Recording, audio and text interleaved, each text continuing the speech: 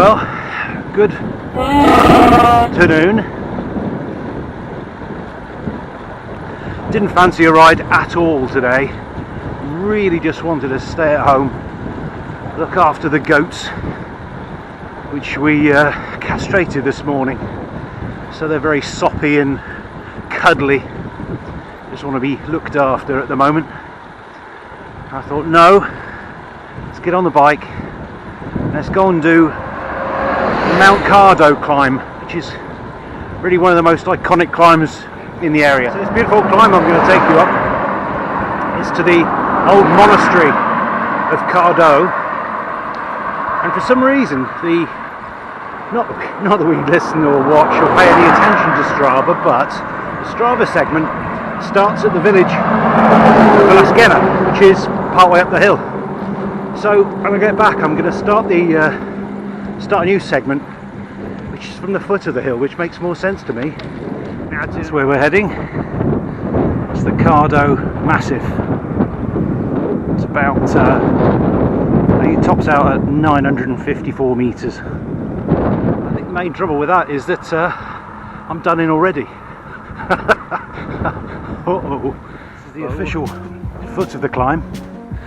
But, you know, I've got a long way up really. What's going on? Everywhere's got new tarmac. Everywhere. Thank you, EU. The first part of this climb, which is the steepest, it's 9% and then 14.5 at a maximum for about, I think it's about 1.5 kilometres. Then it flattens off a bit. And it goes downhill a bit, and then it goes uphill at the very end. I think from the village here, Velasquena, it's about 9 kilometres to the top. I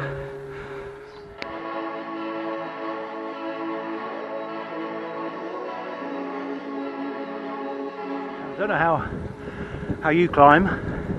I try to climb without using first gear, and then I know I've always got first gear in an emergency if I really get out of puff.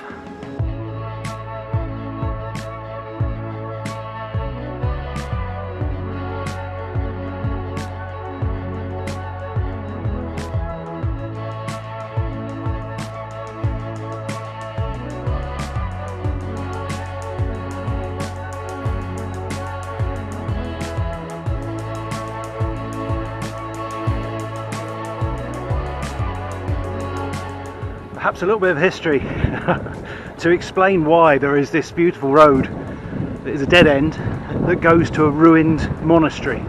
It's not because of all the tourists that come up here.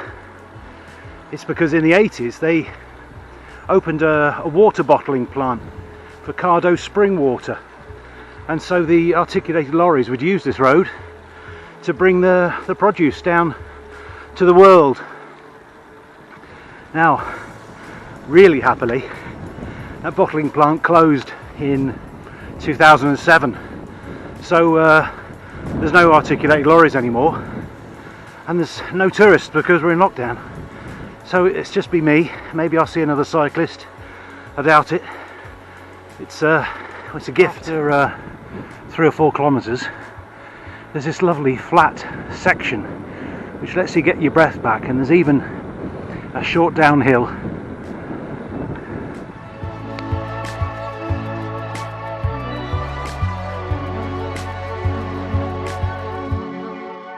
It's the fun over. Now it's back to the grind.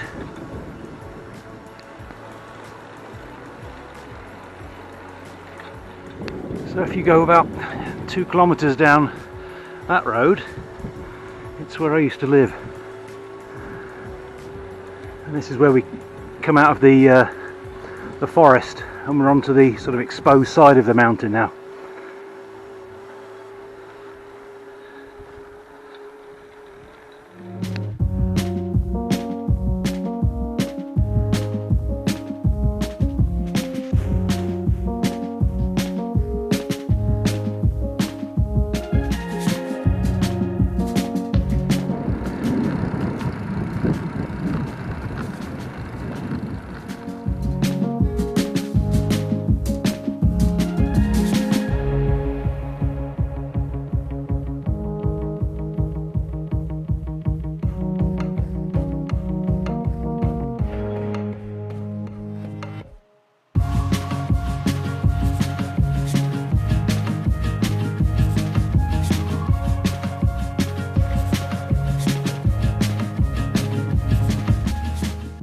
Hello.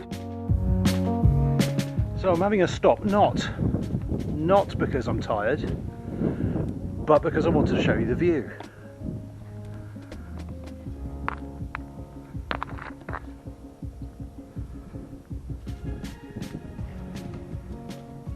And down in there somewhere, that was where I used to live. Spent about 8 years living off grid in there. Beautiful.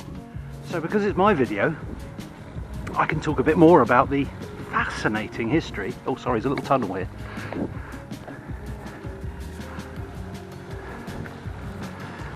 Fascinating history, whoa, of the monastery that's at the end of the road. And it was started in 1604 by 3 monks and a labourer. And they came out and just started piling some rocks. By 1627 it was a fully fledged monastery, and they built 14 hermitages on all of the crests of the various hills around the place where monks could go and be monkish in. And some of those hermitages are astonishing. I'll put a picture of one in. It's the Hermitage of the Column or something like that, but it flourished for a couple of 100 years, and then during the Carlist Wars they were essentially stolen by the state, who then auctioned them off, and in about 1870 the monastery was turned into a spa for the wealthy. The other nice thing about talking about the history is that I'm I think about 8 kilometres up now, and just for a brief second I actually forgot that I was tired, so I should carry on.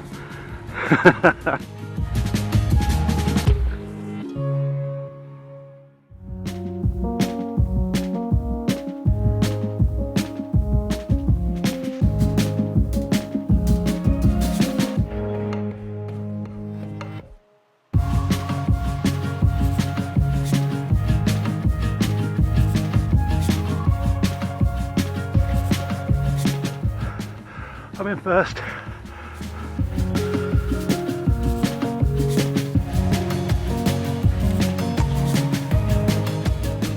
So now it's the descent. I'm not gonna go fast.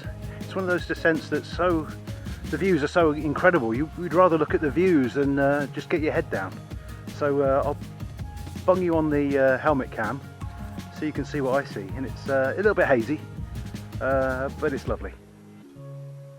Thanks for watching.